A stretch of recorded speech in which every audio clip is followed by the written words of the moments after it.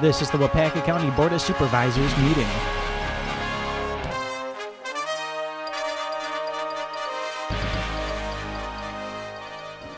So with that, I'll call the Waupaca County Board of Supervisors meeting to order, and it's Tuesday, December 15th. Please press your roll call buttons.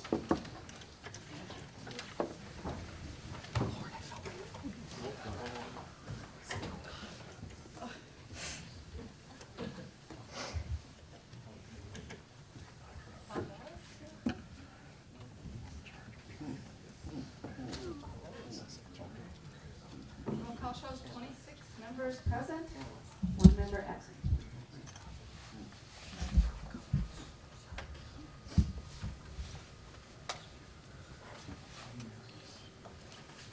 Clerk Robbins, has this meeting been posted in legality according to Wisconsin statutes? Yes, sir. Thank you. Please stand for a moment of silent meditation followed by the pledge.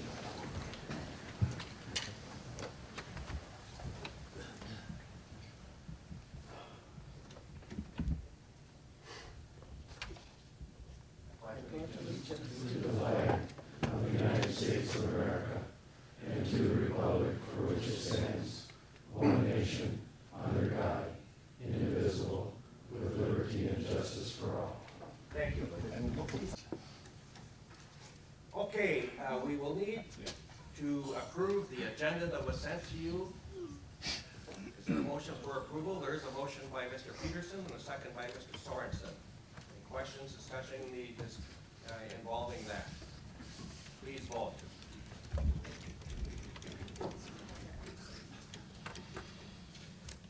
Okay, just 1 minute. I'm gonna have to reset so that Bob can check in, so just, Sorry. okay. Now if everybody would please vote, then Bob can. Thank you, everybody. Yes, please vote. For agenda approval. Now there we go. 27-0. Thank you.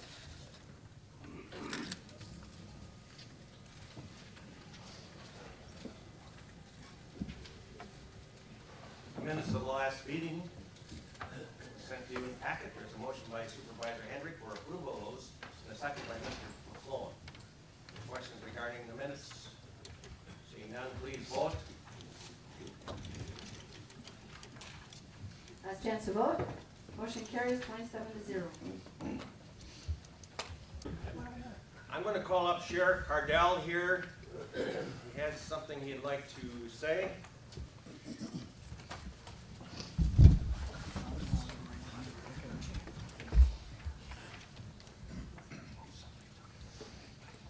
Thank you, Chairman. We have a unique situation where we're able to recognize somebody for an act that they did. So I'd like to call Sarah Bender up, if I could, please. And so this is surprising, so she doesn't know this.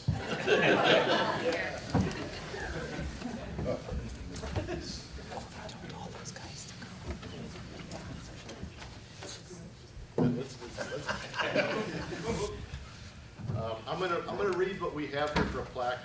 This is basically a Citizen Life-Saving Award that occurred, and Sarah just happened to be in the right spot at the right time, and she jumped into action, and her quick thinking and action probably saved a baby. On Tuesday, November 3rd, 2015, I really should be able to read it. Look at it. The Waupaca County Sheriff's Office received a report of a truck versus horse-drawn buggy crash at the intersection of US 45 at County Highway S in the town of Larrabee. During the crash, a pickup truck struck the drawbars of the buggy. The buggy overturned onto its side with the horse still attached. A 9-month-old child was ejected and was trapped beneath the wheel of the buggy.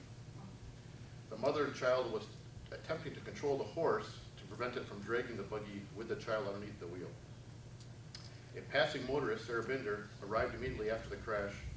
Sarah went to their aid and lifted the wheel of the buggy off the infant so another person could grab the infant and pull it from underneath. The mother and the children from the buggy were evaluated at the scene by the ambulance personnel and released with minor injuries. Sarah Binder's actions likely prevented severe injuries or possible death that could have resulted if the horse would have dragged the buggy. Sarah Binder remained on the scene to help with the children while the ambulance personnel tended to the family. We'd like to present this life-saving award to Sarah today on the 15th of December.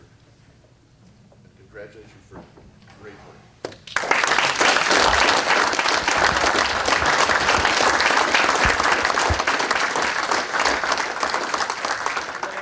Newspapers to come forward here and take photos while you're here. So come forward and take some photos. Also, Yes, I'm doing it on behalf of the newspaper. Martha Miller, which is the mother of this children that was involved in this, she had called this morning and we had asked her to attend today with the children if possible. She's sorry she could not make it to the presentation today. Martha sends her appreciation to Sarah for all she did for her family. The family truly appreciates her act of heroism. And this is what we got. Sarah, would like to say anything?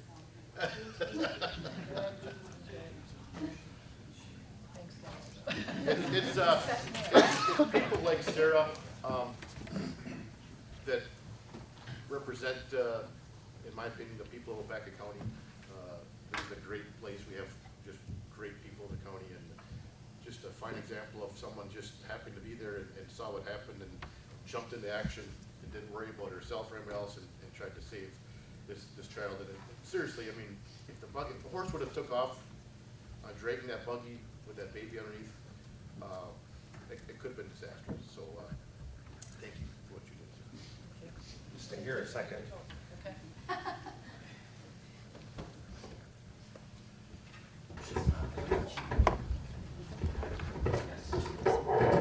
Sarah, on behalf of the county board, we want to thank you so much. You're a true hero. You really are. That doesn't happen very often in life, but when it came for you to save a life, you did. Thank you so much.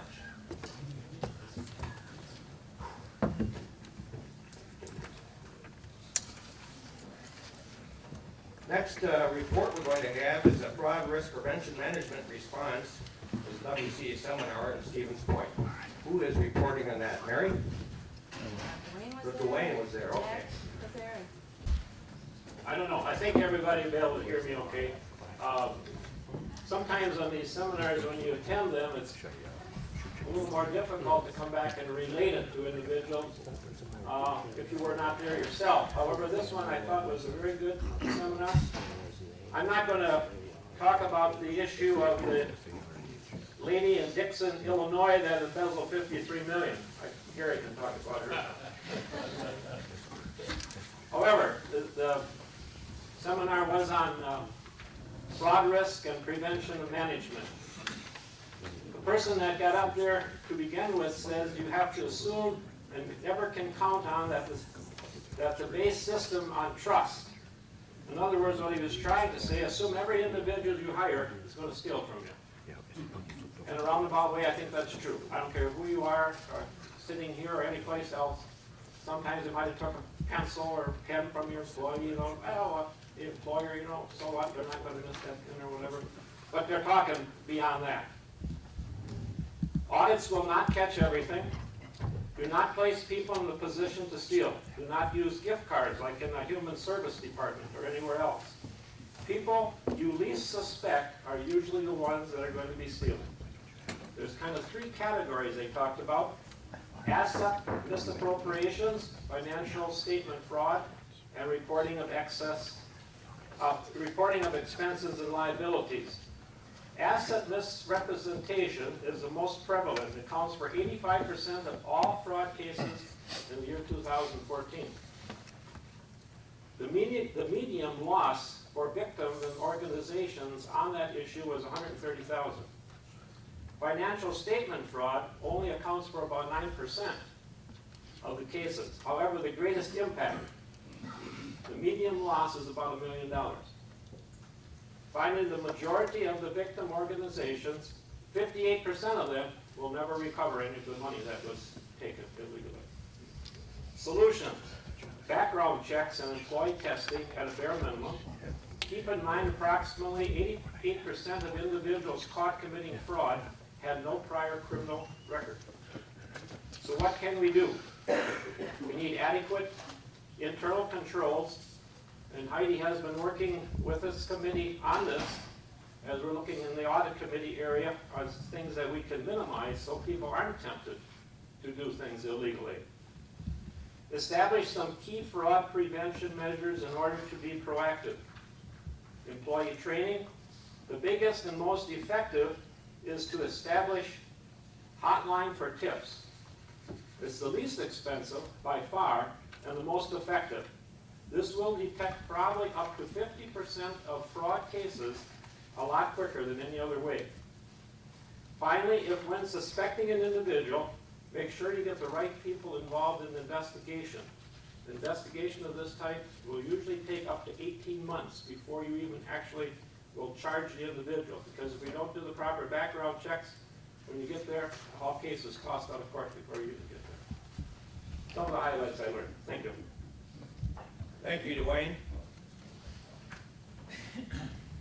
Vice Chair I Barrington. guess he left me that opening. I will explain that briefly. They did a lot of case study, and a lot of it was very, very interesting. They talked about the Little Oak incident here not too long ago where the treasurer was embezzling money. But the case Dwayne was referring to was a lady who was I believe she was the treasurer of a small town in Illinois. She made $80,000 a year. And on that salary, she owned 400 horses, all show horses, beautiful, $100,000 horses, and a ranch that was just beyond believing. By the time they figured it out, she had embezzled $53 million. Luckily, yeah, the squad cars didn't have radios because they didn't have any money to repair the radios. That's how bad it was in that little town, and nobody paid any attention. When she went on vacation, which is once a year, she would have her sister pick up the mail. Her sister was in on it, and they would then conceal whatever evidence there was that came in the mail from various banks. The only good thing is that they did recover about $44 million. They sold all her horses and her ranch, and she did get some jail time. But there were a lot of good cases that they explained, and like Dwayne said, as much as we know, everybody here, we really shouldn't trust anybody. Thanks. Thank you, Vice Chair Barrington. Yes. Who else is going to? Supervisor Craig. If I may, I'll stay here and I'll just, Dwayne and Gary have both done a good job, and those were some of my things too. I thought the most interesting was the presentation by the Columbia County Comptroller who spoke to us, so I will give you her do not list that she gave to us. Do not think you are too small of a government for fraud to happen.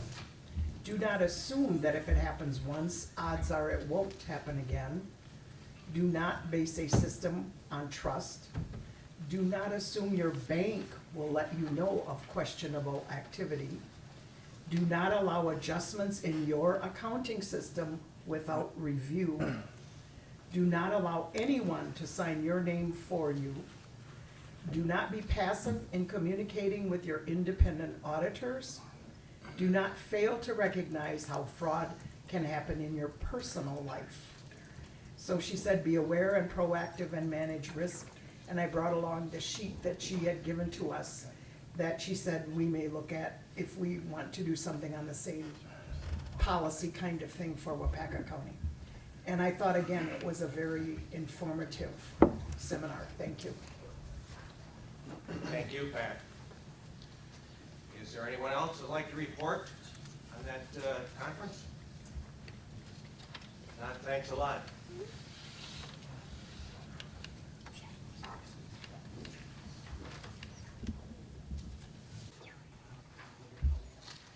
Last Thursday and Friday, I attended the Wisconsin County Mutual Insurance Corporation Board of Directors meeting in Madison.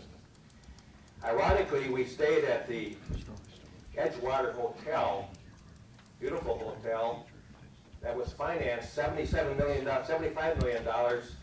with the Public Financing Authority funds, which Heidi Dombrowski is on the board.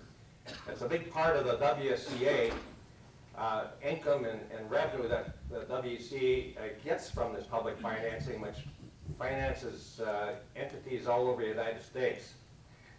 So just quite ironic that we stayed at that hotel. What do we do at the County Mutual Corporation Board of Directors meeting? I'll just give you an oversight here. We get an executive committee report. We have a semi-annual compliance audit report. We do a 2016 business plan. We have financials and a 2016 proposed budget we go over. We have a bond transaction approval. We have property insurance update, which I'll allude to a little bit later. We go over the market, how the market has treated us this year financially, and it's been very good except for the last few days, I'm sure. And we talk about loss prevention and workers' compensation and get an advisory report on those issues. We go over the claims too, which some are rather huge and some are rather storied, which is quite interesting but expensive. So that's basically what we do. We did approve a list of committees that we have a number of local county supervisors that are on the committees, and I'll name those. On the Underwriting Advisory Committee, Fred Zog, Waupaca County. And we go to the Investment Advisory Committee, we have Pat Craig, Dwayne Fedowitz, Carl Keitzman, Mary Kay Pullman, and Fred Zog. Myself, I was named to the Advisory Committee on Claims, and then I was named to the Executive Committee on the Claims Committee, which is a small committee, and we meet quite often, and that's usually at Stephen's point, going over the month's claims and whether we should fight them or not. And those are the active people here at Waupaca County on those committees. I do have copies, a few copies of these committees, if those on the committee can get them from me. So, I have to tell you, 1988 was a year of infamy, when the commercial insurance companies walked away from insuring Wisconsin counties. The counties in Wisconsin were left without liability insurance because they didn't want to touch counties anymore. That put an emergency meeting plans together by a Mr. Hiddle, who's a part of a small northern county, recently passed, bless his soul, was organized along with some other county board chairs to form an insurance company to insure we counties throughout the state. It saved our neck. We started out by insuring counties with liability insurance and later on work comp insurance. In the year 2001, with St. Paul Travelers Insurance Corporation seizing coverage for all counties for nursing homes, the County Mutual got involved in nursing home liability insurance.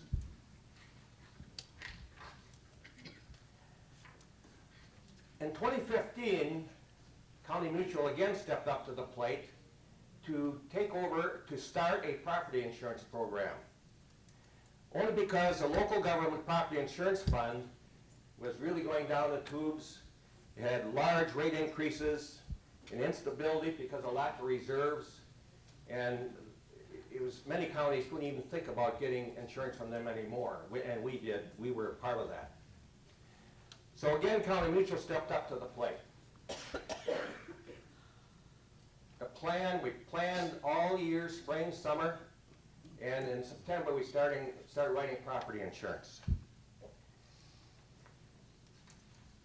I'm going to name a few counties that have committed to County Mutual property insurance as of last Friday. Barron, Bayfield, Buffalo, Calumet, Clark, Dorr, Dunn, Forest, Green Lake, Jackson, Juneau, Lafayette, Land Lake, Lincoln, Marinette, Marquette, Menominee, Oconto, Oneida, Pierce, Rusk, Sauk, Shawano, Trempealeau, Vernon, Washburn, Washington, and Wood. Now, you didn't hear Waupaca County in there. We decided not to go with County Mutual. We decided to go with a private competing firm, which I feel badly about, and I had some explaining to do at our board meeting. But that was a decision made. I could not be a part of the discussion, as our county attorney told me I should recuse myself, which I did, and the decision was made to go with, I believe it was Travelers Insurance instead. Now, we have to realize, too, folks, that the County Mutual program writes us a dividend check of around $29,000 a year, sometimes more, sometimes less, because of the success of the County Mutual Insurance program, which now, of course, is getting into the property insurance. So I certainly hope that next year we will consider County Mutual. We had the County Mutual, is it John Dirks, come down, great guy, and he's been part of Aegis Insurance, who underwrites our county insurance for years. And we had two other gentlemen, and as I said, County Mutual wasn't chosen. So, at any rate, that was my embarrassing tale I faced over there. And I think that we may see some people appear from the County Mutual Insurance through the year here to let us know that the progress in their property insurance program, and just maybe we can consider them next year. With that being said, that's all I have today. Thank you. Okay, we're down to ordinance amendments to the General Code of Ordinance, A, Chapter 704, 7.04, speed restriction and county trunk key.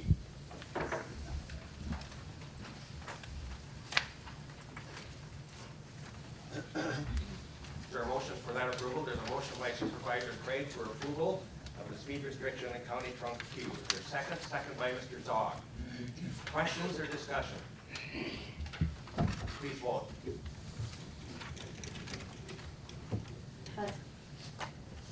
Last chance to vote. Motion carries 27-0.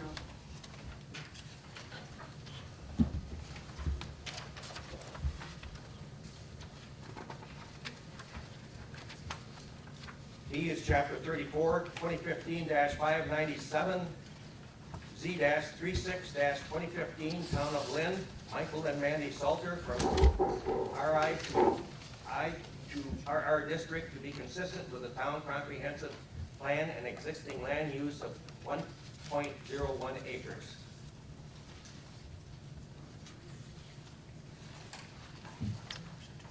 Ryan? Oh, I'm sorry. We're provision, this is good. Good morning. Good morning. So this is a property just north of the Hanson Auto Salvage, a property we took over on tax deed. We're in the process of cleaning up the tires on that. This property is a residential property just to the north. It was currently zoned rural industrial intensive, and working with the town, they would like to have that rezoned to rural residential. So that's what this process is. There's a motion for approval by Dennis Chrisman and a second by Dwayne Fredowitz. Questions or discussion? Please vote. Last chance to vote. Motion carries 27-0.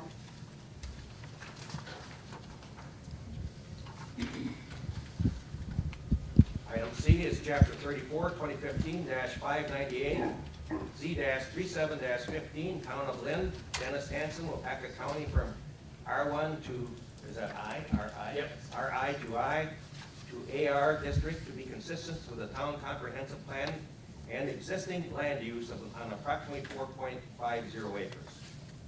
Yeah, this is a property that we actually took over. It's currently zoned rural industrial intensive, and the town would like to see that zoned agriculture retention. That's what this is. Motion by Mr. Johnson, second by Mr. Jones. Questions or comments? Discussion. Please vote. Last chance to vote. Motion carries 27-0.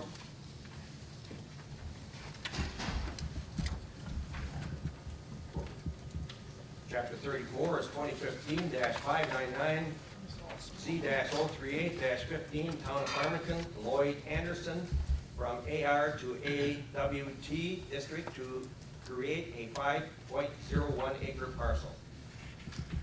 The reason for this rezone is he's looking to create a 5-acre parcel that crosses a 40 line, and each of the 40s are zoned differently. So in order to create a parcel that extends beyond the 40 line, they need to be within the same zoning district.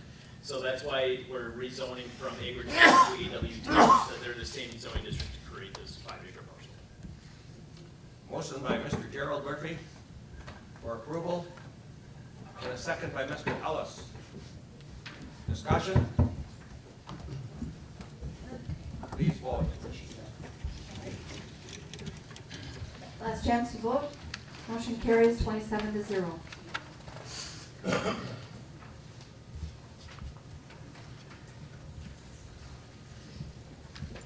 Item E is Chapter 34, 2015-600, Z-039-15, Town of Dayton, Vincent and Jan Waupaca? Waupaca, thank you. PBRF to SR District to create a development rights for continued residential single-family development for 4 parcels and approximately 4.89 acres. This property owner wants to have some future residential development available to them. Right now with the PBRF, they wouldn't be able to, but by rezoning to the Seward residential, they're allowed 4 additional parcels in the future. It's consistent with the town's comprehensive plan, and it's also consistent with the Chain Lake Sanitary District. They're within the sanitary district, so it would make sense to go to a Seward residential. There's a motion by Mr. Ellis for approval, and a second by Mr. Gerald Murphy. Question? Discussion, Pat Craig. Sure. My question is simply, if it isn't Seward now, didn't we change a lot of parcels that weren't Seward so that they didn't say Seward residential, but they had to? So you're saying that Chain Lake said they would take more people in, and I had heard they said they weren't gonna take more people in. So how does that work?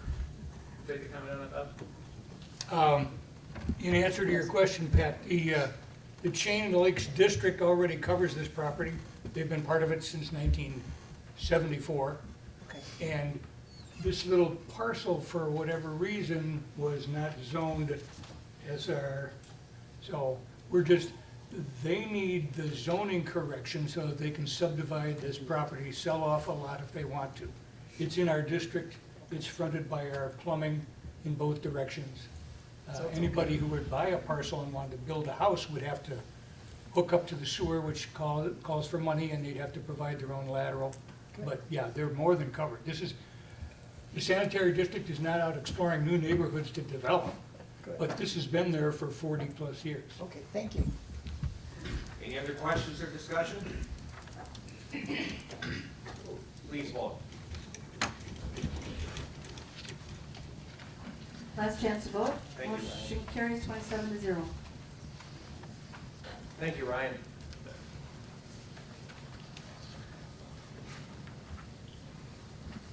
Resolutions, resolution number 33, 2015-2016, adopting Waupaca County All Hazards Mitigation Plan. Now therefore be it resolved that Waupaca County Board of Supervisors of the County of Waupaca adopts the Waupaca County All Hazards Mitigation Plan as an official plan. And be it further resolved that the Waupaca County Emergency Management Department will submit on behalf of the county the adopted All Hazards Mitigation Plan to Wisconsin Emergency Management and Federal Emergency Management Agency officials for final review and approval. Minor changes been made upon advice from Wisconsin Emergency Management and Federal Emergency Management Agency will not require re-adopting this resolution. There's a motion by Mr. Zog for approval. There's a second by Mr. Quisman for approval. Any questions or discussion? Supervisor Craig. How many municipalities have adopted this also? From Andy, does he know? Most of them have, and they all plan on it. We just have to get it on their agenda, and hopefully we'll have them all back by January. Okay, thank you. Any other questions? Please vote. We just got it. Last chance to vote. Motion carries 27-0.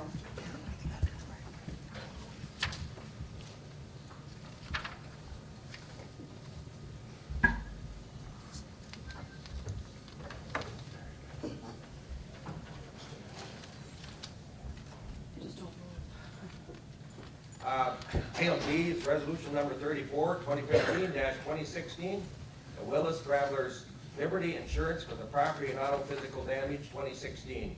Need a motion for approval? Motion by Supervisor Fedowitz.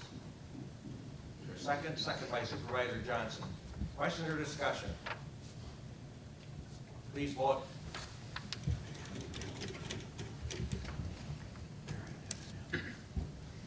Last chance to vote. 25-1. And 1 abstention.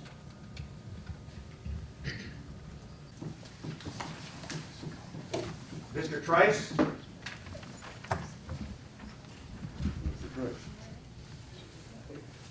Not here? Okay.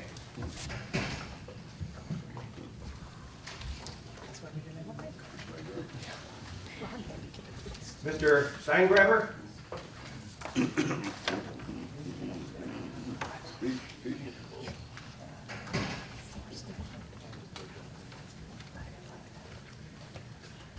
Dean? What are you smiling about? We're not so happy. I don't want to be crying. Well, today we have a citation by the Waupaca County Board of Supervisors for you. And this certificate is an appreciation and awarded to Dean E. Steingraber in recognition of his valuable contribution to Waupaca County citizens, serving first as a highway engineer with Waupaca County Highway Department in 1984, and then hired as the Waupaca County Highway Commissioner in 1999.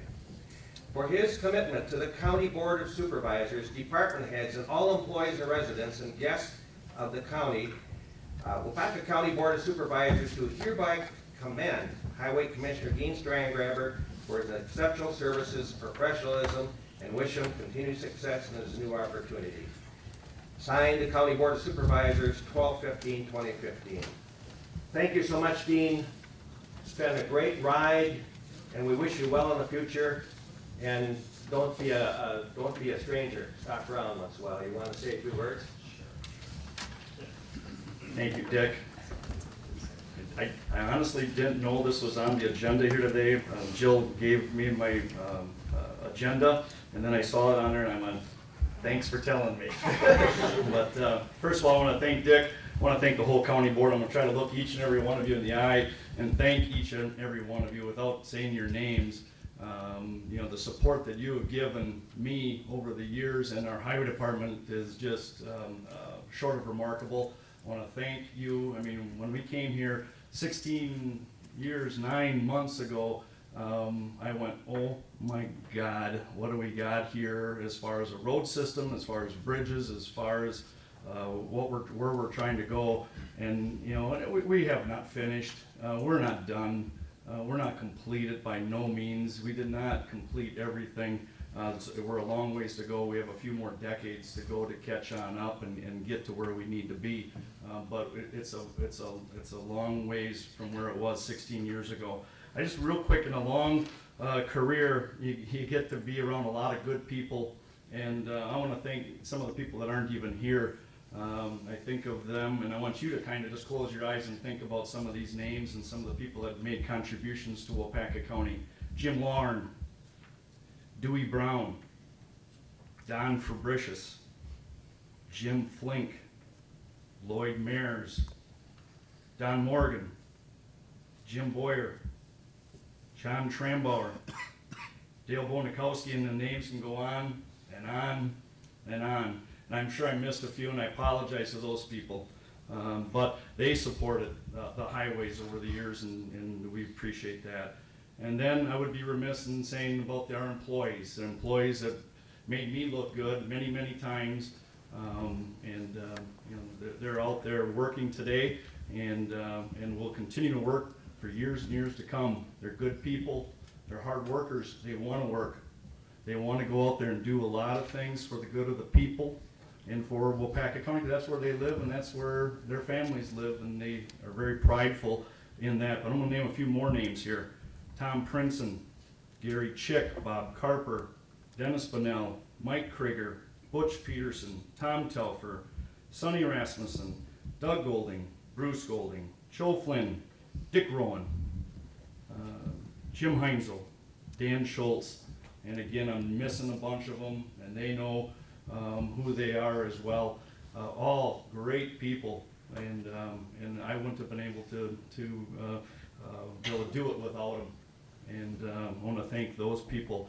I just want to thank you one last time, all of Waupaca County, for the blessing that you've been to me and my family, and hopefully in a very, very small way, I've been a blessing to Waupaca County. Thank you.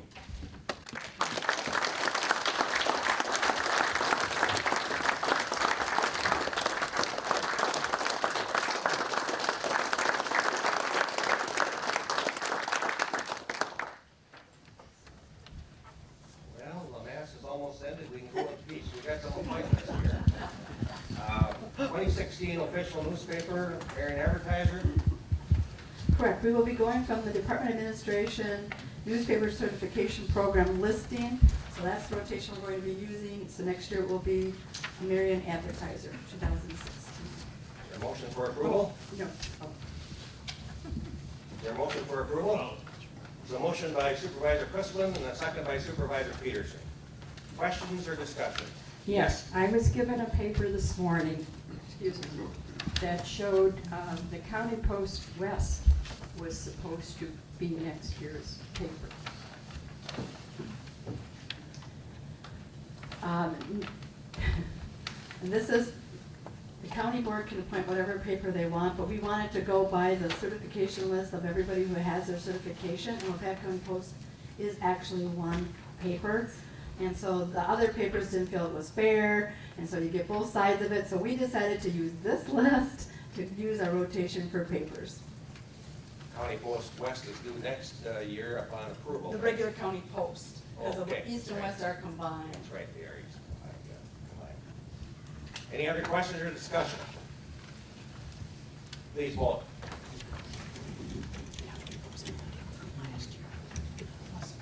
Last chance to vote. Motion carries 25-2.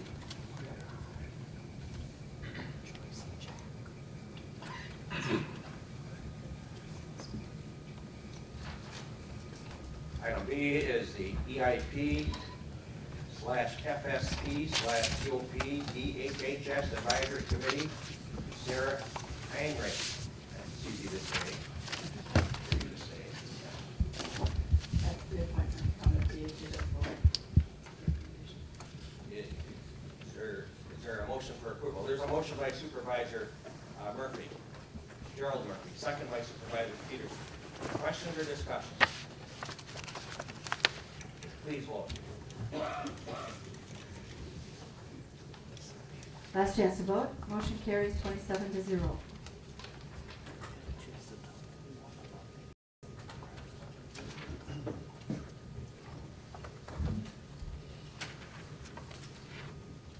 Item C is the Outagamie Waupaca Library Board System. I know it as Owls, Mike Hankins and Eunice Lawrence, a 3-year term for appointment. Before we make motion, I need to mention that Eunice Lawrence has bowed out, and the Owls Board has asked for anybody who is wishing to represent them. They have applications. It's a 3-year appointment. They have about approximately 1 meeting a month, and it's usually in Appleton or New London. So they're looking for anybody from this board or Waupaca area to serve on that committee. So if you would like to see me later or sometime, then we can give you an application, get you. Donna Gabriel, she's volunteering? Yeah, there's a form if you'd like to do that. Stop in the office, Donna, get you all fixed up. Okay. With that, we'll need a motion for approval on Mr. Hankins. Supervisor Craig, for approval. Is there a second? Second by Supervisor McClellan. Any other discussion or questions? Please vote. Last chance to vote. Motion carries 27-0.